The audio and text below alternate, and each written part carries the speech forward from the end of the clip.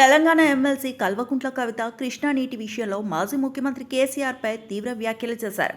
ఉమ్మడి రాష్ట్రం కంటే కేసీఆర్ ముఖ్యమంత్రిగా ఉన్నప్పుడు కృష్ణా నీటి దోపిడీ ఎక్కువైందని ఆమె ఆరోపించారు. వైఎస్ జగన్ సీఎం అయ్యాక రాయలసీమ లిఫ్ట్ ఇరిగేషన్ పేరుతో 80,000 క్యూసెక్ల నీళ్లు మళ్లించారని, దీనిపై బీఆర్ఎస్ ప్రభుత్వం స్పందించలేదని కవిత విమర్శించారు. కృష్ణా నీటి కోసం ఆంధ్రప్రదేశ్ ప్రభుత్వంపై కేసులు వేసింది తమ జాగృతి నాయకులే అని ఆమె తెలిపారు. కృష్ణా నీటిలో రాష్ట్ర హక్కులను కాపాడాలన్న ఆసక్తి కేసీఆర్కు లేదని కవిత ఆరోపించారు. మన ఉద్యమంలో ఉన్నప్పుడే రాష్ట్రం రాకముందే పోతిరెడ్డిపాడుది పెద్ద ఎత్తున జలదోపిడి జరిగిందని ఆరోపణ చేసిన. అప్పుడు 45,000 క్యూసెక్కులు తీసుకుపోయేది రాజశేఖర రెడ్డి. రాష్ట్రం వచ్చినాక చంద్రబాబు నాయుడు గారు, జగన్మోహన్ రెడ్డి గారు వాళ్ళు వరుసపెట్టి 80,000 క్యూసెక్కులు తీసుకుపోవడానికి, అంటే డబుల్ జలదోపిడి రాష్ట్రం వచ్చిన తర్వాత తీసుకుపోవడానికి ప్రయత్నం చేసిండ్రు. దానికి సంబంధించి కాలువలు లైనింగ్ చేస్తున్నారు, కాలువలు పెంచుకుంటున్నారు.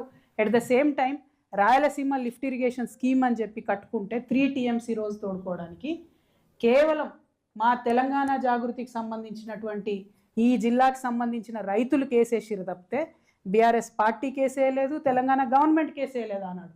కేవలం బీఆర్ఎస్ పార్టీ జాగృతికి సంబంధించినటువంటి రైతన్నలు వేస్తే NGTలో అది ఆగింది. ఆ project Rayalaseema lift irrigation stay వచ్చింది. మరిన్ని అప్డేట్స్ కోసం మా ఛానల్ని సబ్స్క్రైబ్ చేయండి.